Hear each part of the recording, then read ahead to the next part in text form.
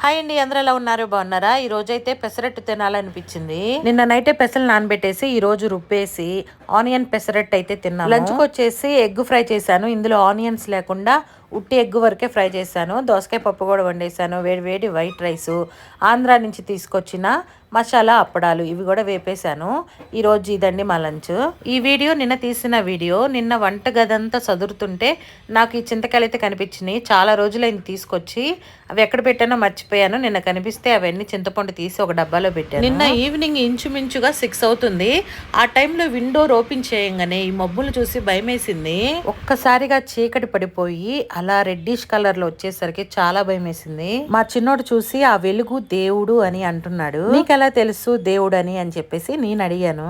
దేవుడు మనకు డైరెక్ట్ గా కనిపించాడు, ఇలా వెలుగు రూపంలో కనిపిస్తాడు, అందుకని చెప్పాను అన్నాడు. నేనైతే చాలా ఆశ్చర్యపోయాను వాడి మాటలకి.